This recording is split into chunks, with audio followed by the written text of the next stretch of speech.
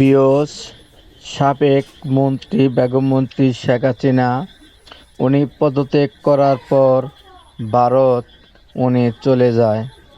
ভারত আশ্রয় নেওয়ার পর অন্য দেশে যুক্তরাষ্ট্র, আমেরিকা, এমনকি সৌদি, দুবাই আশ্রয় চায়, তারা নাকচ করে। তাহলে এই শেখ হাসিনার কী উপায়? উনি কি আবার বাংলাদেশে ফিরে আসবে? সেই নিয়ে পুরো আলোচনা। চলুন আমরা সেই ভিডিওটি দেখে আসি। ভিডিওটি খুবই গুরুত্বপূর্ণ, মনোযোগ দিয়ে দেখবেন।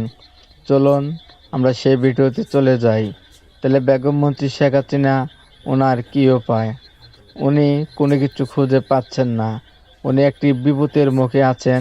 চলুন আমরা সেই ভিডিও দেখে আসি। কোথাও আশ্রয় মেলেনি। দেশ ছাড়ার 4 দিন পরও কোনো দেশ তাকে রাজনৈতিক আশ্রয় দিতে রাজি হয়নি। এমনকি যে বন্ধু দেশে আছেন, রাজনৈতিক ও কূটনৈতিক কারণে সেখানেও থাকতে পারবেন না তিনি। তাহলে কোথায় যাবেন বাংলাদেশের সাবেক প্রধানমন্ত্রী শেখ হাসিনা? কোনো দেশ কি নেবে তাকে? শেখ হাসিনার চরম এই সংকট সমাধানে উঠে পড়ে লেগেছে ভারত। দেন দরবার চলছে বিভিন্ন দেশের সাথে। এর মধ্যে যুক্তরাজ্যকে রাজি করাতে দেশটির পররাষ্ট্রমন্ত্রী ডেভিড ল্যামির সাথে আলোচনা করেছেন ভারতের পররাষ্ট্রমন্ত্রী এস জয়শঙ্কর। তাদের আলোচনার বিষয়টি নিশ্চিত করেছেন ভারতের পররাষ্ট্র মন্ত্রণালয়ের মুখপাত্র রণধীর জয়সওয়াল।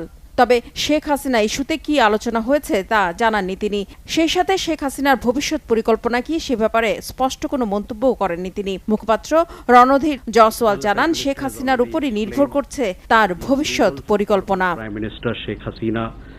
পররাষ্ট্রমন্ত্রী জয়শঙ্কর এরই মধ্যে ব্যাখ্যা করেছেন যে প্রাক্তন প্রধানমন্ত্রী শেখ হাসিনাকে ভারতে আসার অনুমোদন একটি সংক্ষিপ্ত নোটিশে দেয়া হয়েছিল। তবে শেখ হাসিনার পরিকল্পনা সম্পর্কে মন্তব্য করা এখন ঠিক হবে না। বাংলাদেশের জনগণের ঘনিষ্ঠ বন্ধু ভারত, তাই আমরা চাই যত দ্রুত সম্ভব সেখানে শান্তি ও স্থিতিশীলতা ফিরে আসুক, স্বাভাবিক জীবন শুরু হোক। প্রশ্ন উঠেছে, কেন কোনো দেশ শেখ হাসিনাকে রাজনৈতিক আশ্রয় দিচ্ছে না? যুক্তরাষ্ট্র এরই মধ্যে শেখ হাসিনার ভিসা বাতিল করেছে।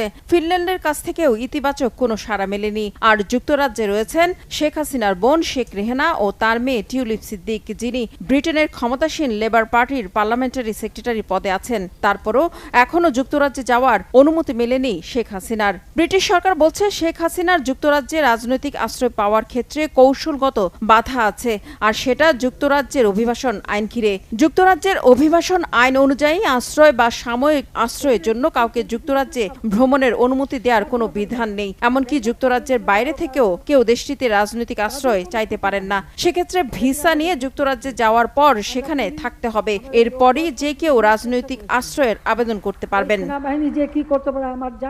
কিন্তু শেখ হাসিনার ক্ষেত্রে সমস্যাটা সেখানেই। তার যুক্তরাজ্যের বৈধ কোনো ভিসা নেই, এমনকি নেই কূটনৈতিক ও অফিসিয়াল কোনো পাসপোর্টও। ফলে রাজনৈতিক আশ্রয় চাইতে হলে শেখ হাসিনাকে পাসপোর্ট ভিসা করিয়ে যুক্তরাজ্যে যাওয়ার পর দেশটিতে থাকতে হবে। এরপরে তিনি আশ্রয় চাইতে পারবেন।